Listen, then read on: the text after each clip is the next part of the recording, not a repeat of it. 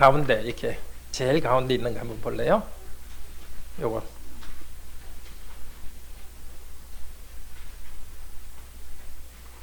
제일 가운데 있는 거 무슨 색깔이 제일 많아요? 예, 주황색. 주황색은 뭐죠? 여호와 하나님. 그러니까 오늘 이 이야기의 주인공은 누구겠어요? 하나님이에요. 하나님. 근데 그 다음에 또 누가 나오죠? 모세. 또 누가 나오죠? 바로. 예. 아론, 여기는 오늘은 안 나오는 것 같죠? 원래 나오는데 오늘 여기는 안 나오는 것 같죠? 그 다음에 또 누가 나와요? 예, 파라오가 바로예요. 바로를 갖다가 이제 파라오입니다. 자, 하나님, 모세, 파라오. 또 누가 나와요? 예, 히브리인. 맞아요. 또 이집트 사람들. 와. 백성, 히브리인 백성. 그건 이제 모세 쪽이고 이집트 사람은 파라오 쪽이죠. 자, 그런데 하나님이 주인공이에요. 모세가 파라오한테 가서 뭐라고 말해요? 풀어달라고. 이 두 번째로 나오는 게 초록색이에요. 초록색. 초록색은 뭐라고 되어 있어요? 보내라. 뭘 보내라고? 예, 백성을 보내라고. 백성들을 안 보내면 뭘 보낸다 그랬어요? 대신에 재앙을 보낸다 그랬어요. 그래서 어떻게 하라고? 백성들을 안 보내면 재앙을 보내니까 들에 있는 사람들에게 뭘 보내라 그랬어요? 사람을 보내라 그랬어요. 19절에 보면 보내라. 하나님 백성을 안 보내면은 하나님이 재앙을 보낼 건데, 그래도 들에 있는 사람을 보내서, 사람을 보내서 들게 하면 살겠다 해주세요. 그 말들은 이집트 사람들은 살았어요? 안 살았어요? 살았죠. 그런데 나중에는 어떻게 돼요? 결국 파라오가 완전히 자기가 잘못했다고 이스라엘 자손을 보내줘요. 35절 마지막 어떻게 돼요? 한번 대부분 글 읽으니까 한번 읽어볼까요? 35절 파라오의 마음이 완강하여 이스라엘 자손을 보내지 않았다. 여호와께서 모세의 손으로 말씀하신과 같았다. 하나님께서 이 모든 파라오가 말을 안 들었지만은, 이스라엘 백성을 말을 안 들었지만, 누가 이 모든 일을 하도록 한 거예요? 여호와 하나님께서 일을 하셨고, 말을 안 들어도 하나님이 말씀하신 것과 같이 되었어요. 그러니까 하나님은 진 거예요? 이긴 거예요? 이긴 거예요. 하나님 말씀대로 되었으니까. 예, 하나님은 하나님 말씀대로 됐습니다. 그리고 나중에는 결국 마지막에는 어떻게 되죠? 뒤에 이야기는 아니겠지만은 마지막으로 무슨 재앙을 보내요? 이집트에 죽는 자 해가지고 결국은 보내게 돼요. 근데 이렇게 처음부터 그냥 보내게 하면 되는데 왜 하나님이 이렇게 길게 해가지고 안 보냈을까요? 그 이유가 14절에 보면 알게 하도록, 하나님은 능력이 많으신 분을 알게 하도록 하기 위해서요. 나쁜 사람이 하나님 말 안 들을 때 하나님이 벌 내리시는 것은 하나님은 힘이 있다는 것을 나타내기 위해서입니다. 자, 오늘 이야기 잘 들읍시다. 하나님은 오늘도 우리가 힘든 것에서 벗어나가지고 힘든 것이 우리를 보내는 걸 원해요. 그래서 하나님께 예배하는 걸 하나님께서 원하십니다. 그렇게 못 안 하는 사람에 대해서 하나님께서 심판해요. 악한 사람들이 자기 마음대로 하게 하지만 하나님은 계속해서 벌을 내리세요. 그리고 마지막에 예수님 재림하실 때 하나님을 믿지 않는 사람에게는 벌을 내릴 겁니다. 그렇지만 지금 하나님을 믿고 살아가는 사람들은 그날 하나님을 찬송할 겁니다. 계속해서 하나님 말씀을 들읍시다.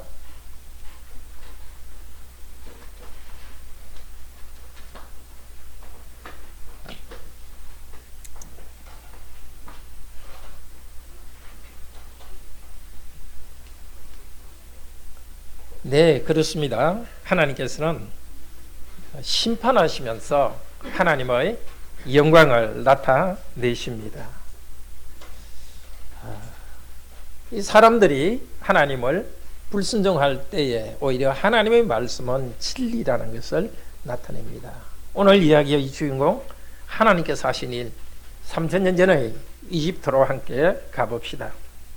하나님께서는 첫째로 심판을 경고하시면서 하나님의 영광을 나타냅니다. 심판하겠다고 경고하시고 심판하시면서 하나님의 영광을 나타냅니다. 지금까지 하나님은 이집트 사람한테 6개 재앙을 보냈습니다. 이제는 7번째 재앙입니다. 하나님께서 모세에게 말씀하셨습니다. 일찍 일어나서 파라오에게 가라. 그리고 이렇게 말하라. 여호와 히브리 너의 하나님께서 이렇게 말씀하셨다. 하나님의 말씀을 전하는 것으로 시작합니다. 내 백성을 보내라. 그들이 나를 섬기도록 예배하도록. 하나님께서 이스라엘 백성을 해방하신 목적은 그냥 마음껏 자기 하고 싶은 대로 하도록 위해서가 아닙니다. 하나님을 예배하도록 하기 위해서입니다. 오늘도 여호와 하나님께서는 우리의 신이십니다. 우리를 능력 있게 보호하시는 분이십니다. 예배하는 우리 성도님들을 하나님께서는 내 백성이라고 부르십니다. 우리를 종처럼 누르는 것이 있습니까? 하나님께서는 말씀하십니다. 내 백성 관악교회 누구누구를 내보내라. 자유롭게 예배할 수 있도록. 경제적 문제 때문에 눌리십니까? 건강 문제 때문에 눌리십니까? 또 인간관계 때문에 정말 힘든 일이 있습니까? 하나님은 오늘도 말씀하십니다. 내 백성이 예배하도록 보내라고 하십니다. 사단은 우리가 눈에 볼 수 없지만은 우리가 예배하는데 방해합니다. 하나님께서는 우리를 내 백성이라고 주장하십니다. 너는 내 것이라고 주장합니다. 파라오는 하나님의 백성을 자기의 노예, 자기를 섬기는 자로 생각했지만 하나님께서는 아니다. 하나님을 섬기는 자들이라고 말합니다. 이 땅에서 우리는 우리에게 주어진 임무가 있고 직장에서도 윗사람에게 섬기며 일하지만 우리가 참 섬기는 분, 우리가 높일 분은 하나님이십니다. 우리가 해야 될 가장 중심적인 일은 예배하는 것입니다. 우리도 예배하는 것을 삶의 중심으로 삼아야 됩니다. 이 땅에 필요한 것도 하나님께서 주셨고 영원한 생명을 주셨습니다. 하나님께 감사하고 예배하는 것은 너무나 당연합니다. 하나님께 예배하는 것이 내 인생의 목적이라고 하는 사람은 모세처럼 담대합니다. 무엇을 하나님께 기도할 때도 그냥 하나님 건강 주십시오. 그냥 이 문제 해결해 주십시오. 해결해 주십시오 하는 것이 아니라 제가 온전히 하나님께 예배할 수 있도록 주십시오. 사람들의 관계에서 어떤 문제를 풀어갈 때도 내가 하나님께 예배하는데 내 삶이 풀려야 되기 때문에 어떤 문제에 대해서도 담대하게 말할 수 있습니다. 예배에서 하나님을 만나고 질서가 있어야 됩니다. 그럴 때 우리 인생 6일간의 삶이 질서 있게 나아갑니다. 하나님은 파라오에게 말씀하십니다. 내 백성을 예배하러 보내지 않는다면 내가 이번에 재앙을 보낸다. 모든 재앙을 보낸다. 바로 너와 너 곁에 있는 신하들, 너 백성에게 모든 재앙을 보낸다고 합니다. 하나님의 백성을 보낼 것인가? 아니면 하나님이 보내시는 재앙을 받을 것인가? 둘 중에 하나를 파라오는 택해야 됩니다. 하나님이 보내시는 모든 재앙을 15절에서는 돌림병이라고 합니다. 이 자체는 전염병인데 앞쪽에서 보면은 이집트 가축들은 돌림병으로 죽었습니다. 전염병으로 죽었습니다. 이제 하나님께서 이집트를 그 전염병으로 치시려고 합니다. 물론 내가 너에게 그 돌림병으로 쳤다면 이것은 내가 쳤다면 그렇게 될 것이다 뜻도 되지만 오히려 내가 앞으로 돌림병으로 전염병으로 너희를 치게 할 것이라고 합니다. 근데 이 돌림병이라는 것은 이 문맥에서 보면은 앞쪽에 있는 모든 재앙이라는 말과 같습니다. 모든 재앙했다가 두 번째는 돌림병이라고 합니다. 하나님께서 모든 재앙으로 지금 치시겠다는 것입니다. 이 모든 재앙이라는 이 말은 하나님의 말씀이라는 그 단어하고 사실은 같습니다. 재앙은 하나님의 말씀에 불순종하는 데서 나옵니다. 이 재앙을 가장 크게 받을 사람은 사실은 바로입니다. 내가 이번에는 모든 재앙을 너희에게 이렇게 하는데 이 너희에게라는 말은 그 뒤에 뭐가 들어있느냐 하면은 너희 마음에 보낸다는 것입니다. 그냥 바로에게 재앙만 보낸 것이 아니라 바로의 마음에 재앙을 보낸다는 것입니다. 지금까지 바로는 하나님 말씀에 순종하지 않고 마음을 아주 딱딱하게 먹고 자기 길로 갔습니다. 그런데 이번에는 하나님께서 그 마음을 다시 쳐버리겠다는 것입니다. 하나님께서 그를 더 악하게 만드는 것은 아닙니다. 이 모든 과정을 통해서 그는 더 악하게 나아갈 것입니다. 특별히 이 마음을 친다는 것은 양심이 삐뚤어지는 것을 말합니다. 양심이 삐뚤어져 가지고 자기가 자기를 속이는 데까지 나갑니다. 그렇게 되는 것을 자기가 자기를 속이게 되는, 하나님 말씀을 계속 안 듣고 하나님이 주시는 재앙을 받으면서 계속 마음을 고쳐먹지 않으니까 결국은 마음이 완전히 빗돌지는 상태, 그 비참함을 곧 뒤에서 볼 것입니다. 앞으로도 하나님께서 이집트에 재앙을 내리실 것입니다. 그 목적은 14절에서 말합니다. 뭐라고 말합니까? 온 천하에 나와 같은 자가 없음을 내게 알게 하리라. 또 16절에서는 나의 능력을 너에게 보이고 내 이름이 온 천하에 전파되게 하기 위해서다. 파라오가 계속 하나님 말씀에 불순종하고 있어도 살려주고 있습니다. 하나님이 능력 없어 보입니까? 아닙니다. 하나님께서는 오히려 파라오를 계속 불순종해도 살려주시면서 하나님의 계획이 있습니다. 하나님은 얼마나 능력이 많으신 분인지를 보여주고 있습니다. 악한 자를 얼마나 심판하시는 분인지, 정의로운 분인지를 보여주고 있습니다. 내 이름이 온 천하에 전파된다. 이 말은 내가 어떤 존재인지 온 세계 사람이 알게 하겠다는 것입니다. 바로 말씀대로 오늘 우리는 이 말씀을 들으면서 하나님은 정말 정의로운 분이고 능력 많으신 분인 줄을 압니다.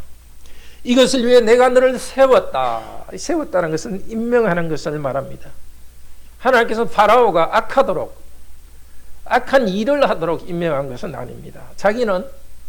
파라오는 자기 악함 때문에 악합니다. 그렇지만 하나님께서 임명했다는 것은 악한 자는 심판받는다는 일종의 모델 케이스로 세웠다는 겁니다.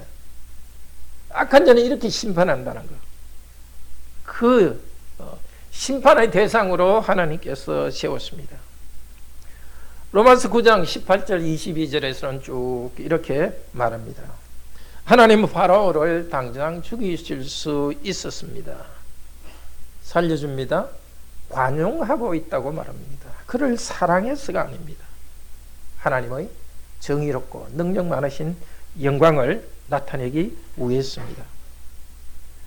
파라오와 같은 사람이 가장 불행합니다. 이 세상에 정치 권력은 있습니다. 돈은 있습니다. 책을 쓰고 말을 잘해서 사람들의 인기를 얻을 수 있습니다. 그러나 하나님을 알지 못하고 살아가는 그들에게 영원한 지옥이 있습니다. 이 땅에서 많이 누리고 성취했기 때문에 파라오처럼 눈이 멀고 있기 때문에 하나님을 앞에 겸손해질 수가 없습니다. 특별히 하나님을 반대하는 일에, 교회를 핍박하는 일에 앞장선 사람에게는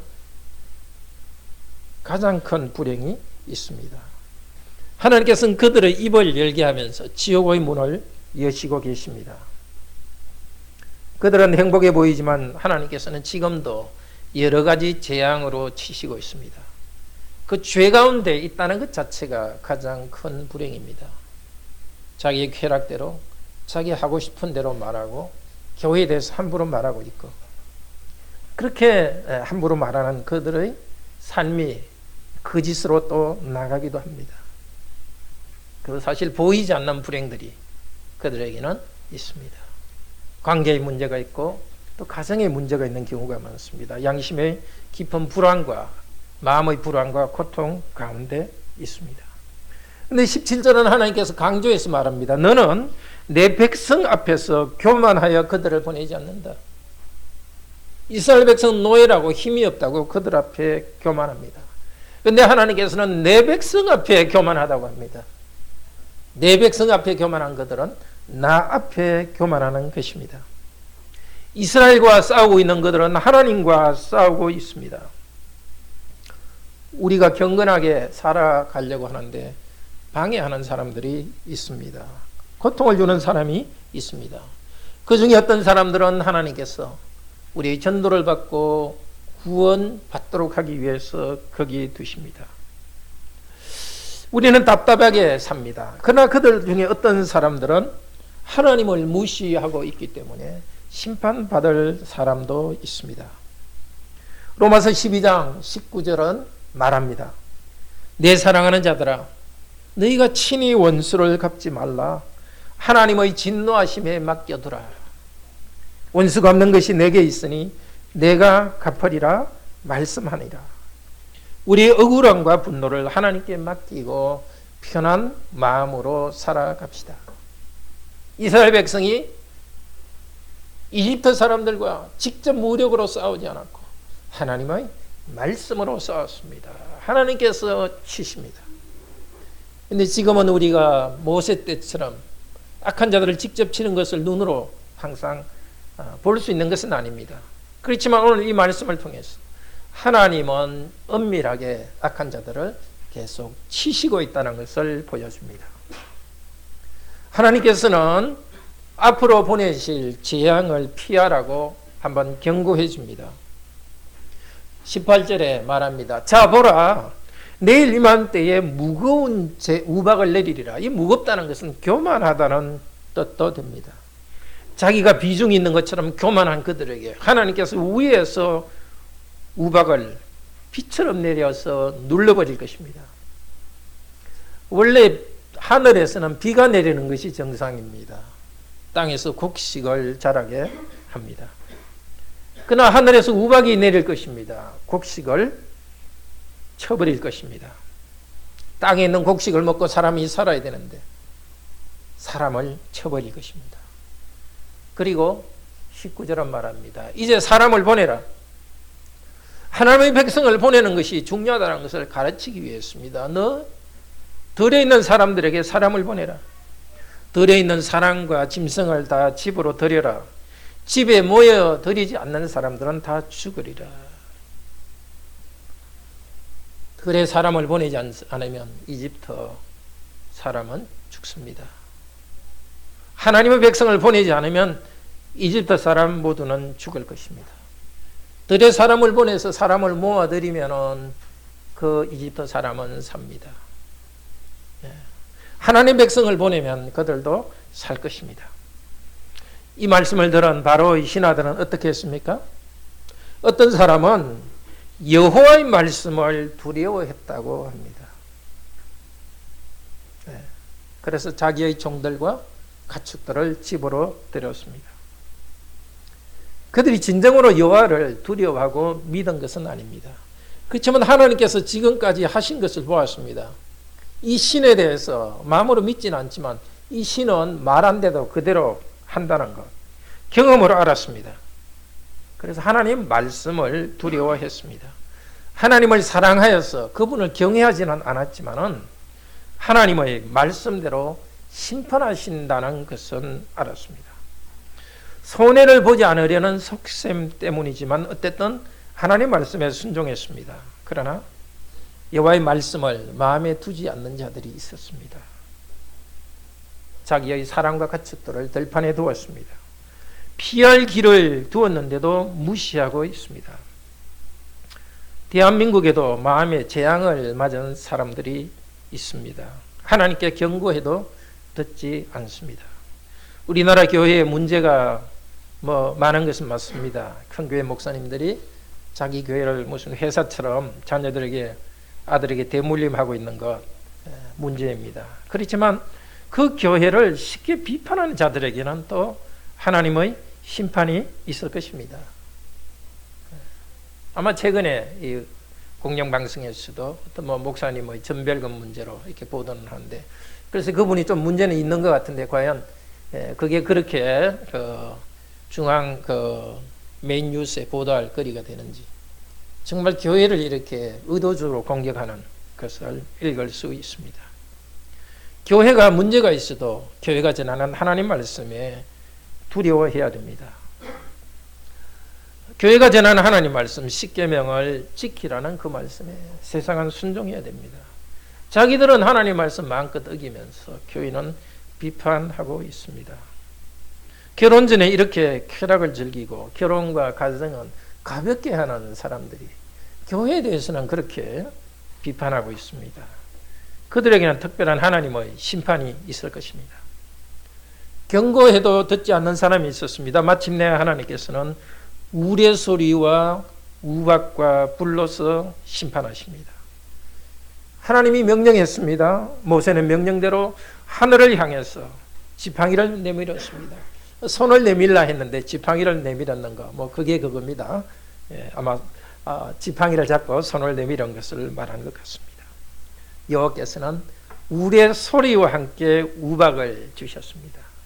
이 우박 사이에 불이 왔다 갔다 하면서 내려왔습니다. 참 신기합니다. 우박은 물이 있으니까, 그렇죠? 어린이 여러분 그렇죠? 물이 있으면 불은 꺼지죠. 그런데 물이 있는데 막 거기 불이 왔다 갔다 하니까 이 정말 하늘에서 우박이 내려오는 것도 신기하지만 정말 신기한 일입니다. 그것이 아주 심했다고 합니다. 이 심했다는 것도 교만하다는 것과 같습니다. 교만한 자들에게 하나님은 일단 뭡니까? 뭔가 보여주시는 것입니다. 우박은 이집트의 온 땅에 내렸습니다. 그런데도 들판에 있는 사람들과 짐승에게만 짐승들만 쳤습니다. 그리고 들판에 있는 곡식들을 쳤습니다. 들판에서 우박이 내리면 당연히 피했을 것입니다. 그런데도 죽었습니다. 바위 밑에 있는 사람들도 죽었습니다. 집으로 들어왔는 가축들은 특별히 보호하지 않았는데도 같이 우박과 비가 내렸는데 우박이 내렸는데도 죽지 않았습니다. 그때 그렇게 집도 튼튼하지 않았을 텐데 그 정도 큰 우박이 내리면 집도 다 무너질 텐데 죽지 않았습니다. 그러니까 하나님께서 우박을 내린 것은 사실이지만 이 우박의 자연적인 때문에 죽은 것이 아닙니다. 말씀의 능력 때문에 그렇게 되었습니다. 말씀에 순종하는 자들은 안에 들어와 있어서 자연적으로는 죽을 수도 있지만 살았고, 말씀에 순종하지 않는 자들은 합리적으로 생각할 때는 우박이 내려와도 피하면 살 수 있었지만 살 수 없었습니다. 하나님 말씀 과연 그대로 되는가? 두고 보면 그대로 되는 것이 맞습니다.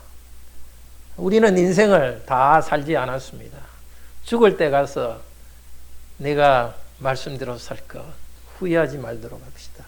인류는 하나님 말씀대로 순종하는 그 경험을 다 하지 않았습니다. 많은 고생을 한 다음에 하나님 말씀대로 할 걸 그렇게 후회해서는 안 됩니다. 15절 자세히 보십시오. 들판에 있는 사람과 가축을 다 쳐 죽였다고 합니다. 이 쳤다는 것이 쳐 죽였다는 것입니다. 채소들도 쳐서 무너뜨렸고 나무는 그냥 부서뜨렸다 합니다. 우박은 하나님께서 심판하시는 무기였습니다. 이 우박이라는 이 말은 그 말씀이라는 말과 거의 비슷합니다. 히브리 말에는 이게 자음을 세 개 쓰는데 그 세 개가 똑같습니다. 하늘에서 내려온 우박은 하나님의 말씀과 연결되어 있습니다. 우레 소리 그 자체는 그냥 소리라는 뜻입니다. 하늘에서 나오는 천둥은 하나님의 목소리였습니다. 하나님은 하늘에서 크게 목소리로 진노하시고 땅에 그 말씀이 우박이 되어서 사람들을 쳐 죽였습니다. 여호와 하나님께서 좋은 말로 할 때 순종해야 됩니다. 항상 좋은 말로 하시지 않습니다. 더 이상 말씀하시지 않고 우레소리처럼 하나님께서 외치시는 때가 옵니다. 말씀이 무기가 되어서 심판한 때가 옵니다. 모세가 말씀을 전할 때 파라오가 순종했다면 우리로 진노하시는 일이 없었을 것입니다. 우박재앙이 없었을 것입니다. 그러나 그때도 진노를 내리시면서도 피할 기회를 주셨습니다. 기회를 줬는데도 무시할 때 하나님이 쳐 죽였습니다. 하나님의 백성이 아닌 사람들도 그 말씀에 순종할 때 살아났습니다. 복을 받았습니다. 말씀을 가볍게 하면 죽습니다. 손해를 봅니다. 믿지 않는 사람들도 하나님의 말씀에 순종하면 복을 받습니다. 십계명에 말한 대로 부모님께 순종하고 서로 사랑하면 복을 받습니다. 혼인을 소중히 여기고 땀 흘려 일하고 거짓되지 않으면 재난을 당하지 않게 합니다. 탐내지 않으면 정상적인 복이 있습니다. 삼일체 하나님을 믿지 않아도 성도들이 주일에 잘 예배할 수 있도록 배려하는 회사는 하나님께서 복 주십니다. 하물며 우리 주 예수 그리스도의 이 보혈의 큰 은혜로 구원받은 우리들이 하나님의 말씀에 순종할 때 하나님께서는 우리를 보호하지 않겠습니까? 재난이 있더라도 그 가운데 살아갈 길을 주시지 않겠습니까? 파라오는 자기의 죄를 고백하고 그러면서 모세는 기도했고 다시 파라오는 또 자기 마음을 굳힙니다. 완악하게 합니다. 이 과정에서 또 하나님께서는 당신의 영광을 보여줍니다. 하늘에서 우박이 내리고 사람들이 죽고 그러니까 파라오는 사람들을 보냈습니다. 하나님의 백성들을 예배하도록 보내지도 않았습니다. 파라오는 그리고 파라오의 종들 중에는 신하들 중에는 들판에 사람을 보내지도 않았습니다. 그러나 마침내 모세에게 사람을 보냈습니다. 말씀이 우레소리가 되었고 말씀이 우박으로 진노가 되었을 때 심판이 되었을 때 사람을 보냈습니다. 이번에는 내가 범죄하였어 27절에서 말합니다. 이번에는 내가 범죄하였어. 15절에 하나님께서도 이번에는 이렇게 말씀하셨습니다. 15절에도 이번에는 내가 재앙을 내리리라. 모든 재앙을 내리리라. 이번에 재앙을 내리니까 이제 파라오도 이번에는 내가 범죄했다. 여호와는 의로우시고 나와 나의 백성들은 악합니다 하고 자기 죄를 고백합니다. 어느 정도 후회하고 회개하는 것 같습니다. 그리고 여호와께 간구해 주시오. 이 우레소리와 우박을 그치게 해주시오. 그치게 해준다는 것은 충분하다는 겁니다. 정말 충분합니다. 하늘에서 들린 이 우레소리 정말 무섭소 충분하고 하늘에서 내려온 이 우박 정말 충분합니다. 그는 여호와의 말씀을 충분히 이제 생각하고 있습니다. 당신들을 보내겠소. 당신들이 여기 머물러 있지 않게 하겠소. 이 보낸다는 말은 머문다는 말은 서 있게 한다는 것입니다. 모세가 이 12절에 보면은 파라오 앞에 서 있을 때 재앙을 내렸습니다. 이제 모세가 더 이상 서 있게 하지 않겠다고 합니다. 하나님께서는 파라오를 하나님의 진노의 대상으로 세우셨습니다. 이제 더 이상 이스라엘 백성을 여기 서 있게 하면 자기가 진노를 받을 것 같으니까 보내겠다고 합니다. 모세는 말했습니다. 이 성을 나가자마자 손을 여호와를 향해 펴고 기도하겠습니다. 그러면 우레소리도 그치고 우박도 다시 있지 않을 것입니다. 목적이 뭐라고 합니까? 이렇게 하는 목적은 온 세상이 여호와께 속한 줄을 알게 하기 위해서입니다. 재앙을 내리신 목적도 뭐였습니까? 온 세상에 여호와와 같은 분이 없는 줄을 알게 하기 위해서입니다. 이제 재앙을 거두고 은혜를 베푸는 것도 같은 목적입니다. 온 세상이 여호와께 속한 줄을 당신이 알도록 하기 위해서다. 땅에 재앙을 보내시는 것도, 재앙을 거두시는 것도 하나님이 어떤 분인지 나타내고 하나님이 영광을 받기 위해서입니다. 모세는 말했습니다. 30절에. 그러나 아직 당신과 당신을 섬기는 신하들이 여호와 하나님을 두려워하지 않을 줄은 압니다. 두려워하지 않을 줄 압니다. 13절에 말했습니다. 히브리 사람의 하나님 여호와께서 말씀하셨다. 내 백성을 보내라. 그렇지만 바라오는 하나님을 두려워하지 않습니다. 백성들을 보낼 생각이 없습니다. 들판에 곡식들이 상하고 사람들이 상하니까 바라오의 신하들은 자기 최소한을 지키기 위해서 하나님 말씀은 두려워하고 그것은 지켰습니다. 그렇지만 여호와 하나님은 두려워하지 않습니다. 자기 이익을 지키기 위해서 재난은 피하기 원했습니다.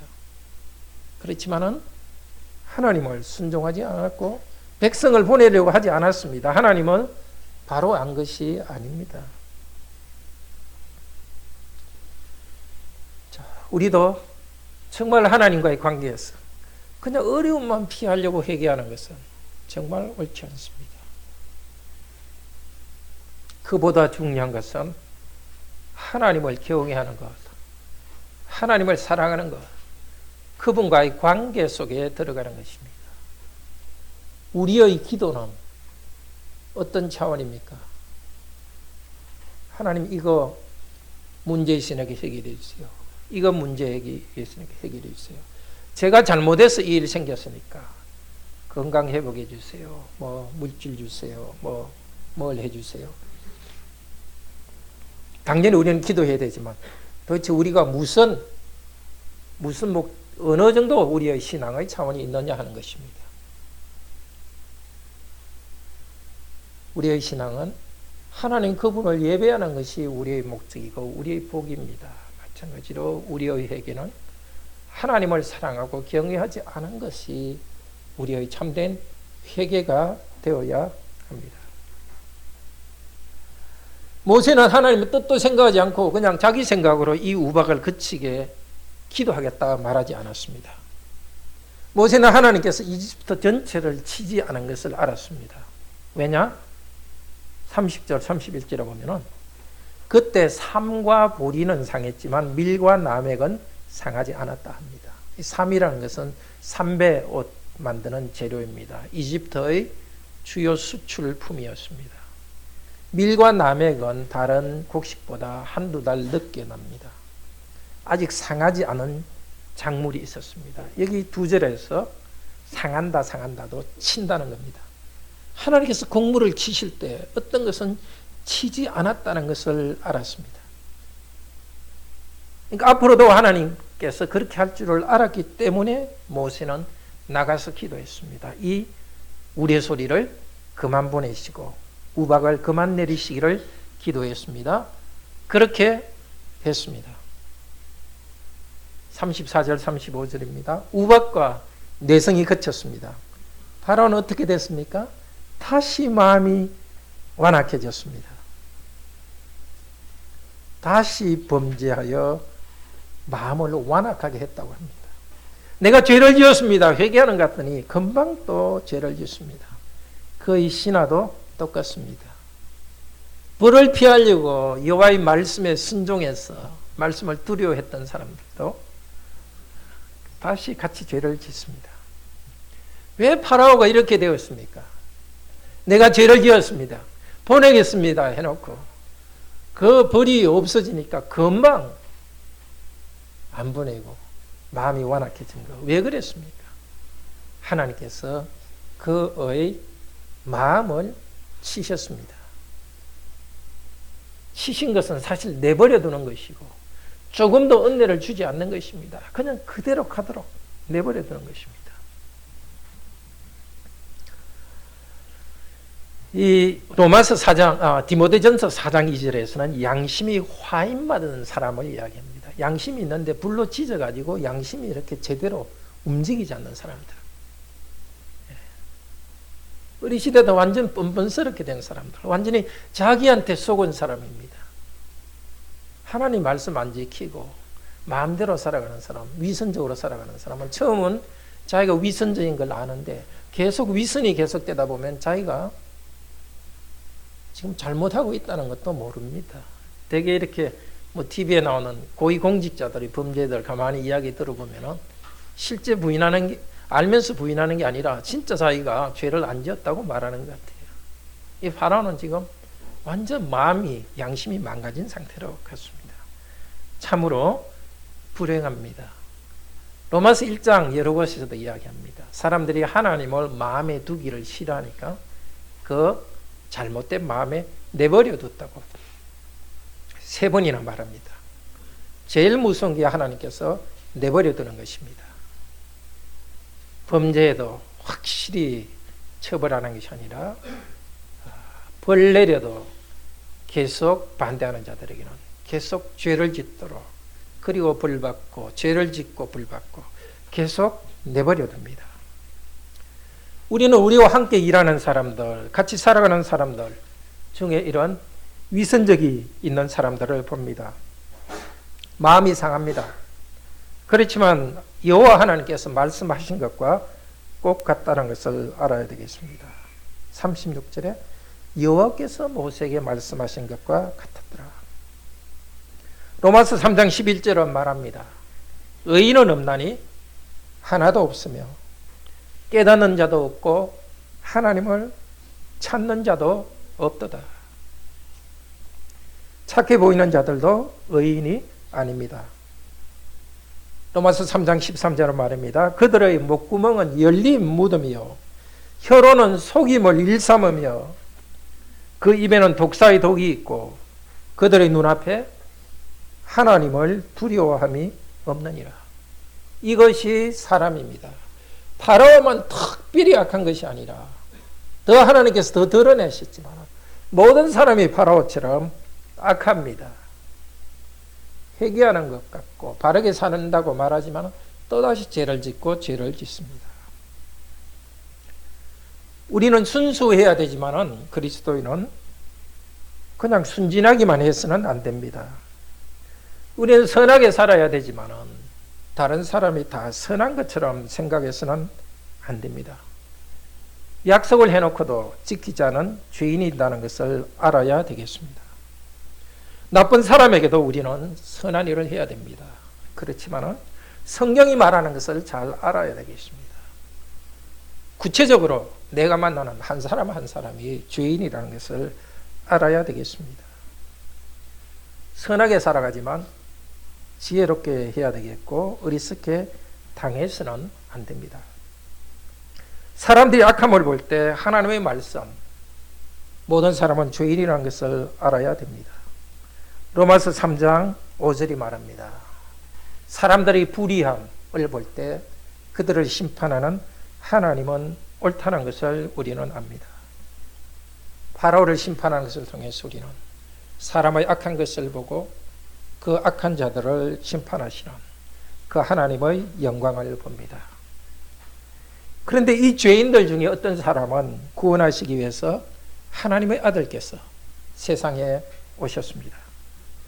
오늘 26절은 말합니다. 다만 이스라엘 자손이 있는 곳에는 우박이 없었더라.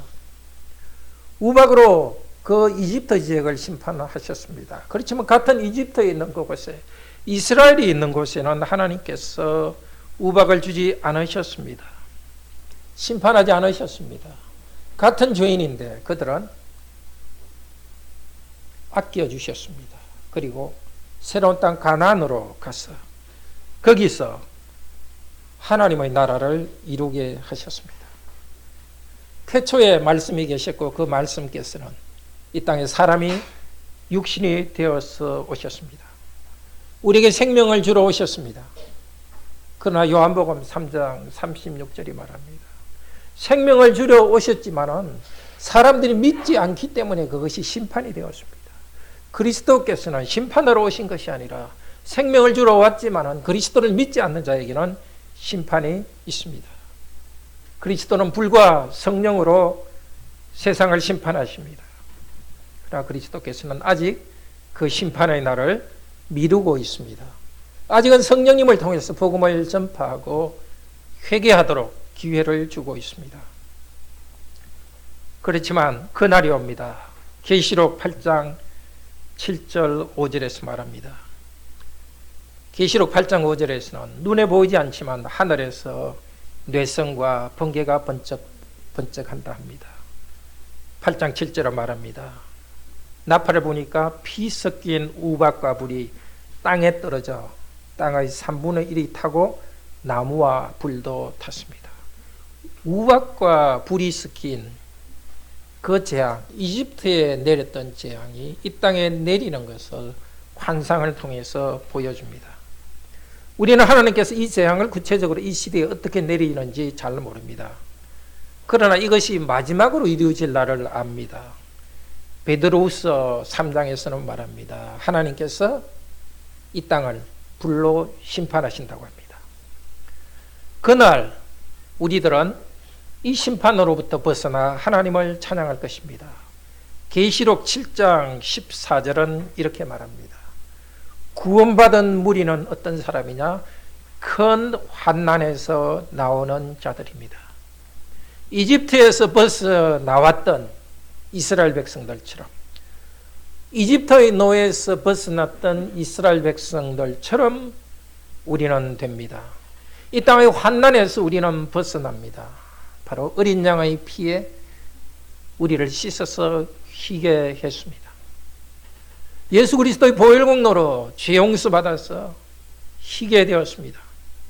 그리고 큰 소리로 승려의 노래를 찬양할 것입니다. 그 무리 가운데 저와 여러분이 있습니다. 어떻게 찬양하는지 계시록 7장 10절은 이렇게 말합니다. 구원하심이 보좌에 앉으신 우리 하나님과 어린 양에게 있도다. 그리고 12절 아멘, 찬송과 영광과 능력과 힘이 우리 하나님께 세세토록 있도라. 파라오에게 나타나셨던 하나님의 영광과 능력, 바로 이 땅 인류 역사에서 우리를 구원하시고 악한 자들을 심판한 일을 통해서 계속됩니다. 마지막 날 구원받은 우리들은 심판하신 하나님의 그 영광과 능력을 찬양할 것입니다. 그러나 우리를 구원하신 그 하나님의 영광과 능력을 찬양할 것입니다.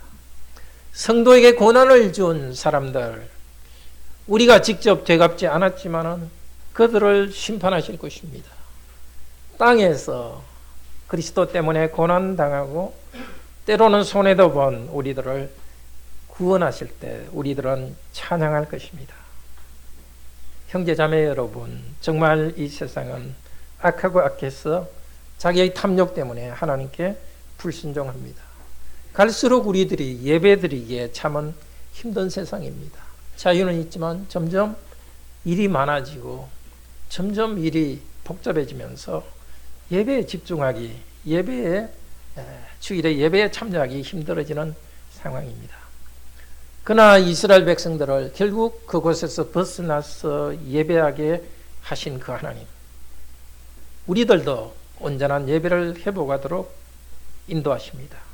이스라엘 백성이 자유를 얻고 예배의 자유를 얻는 그 길은 정말 지루하고 힘든 싸움의 길이었습니다.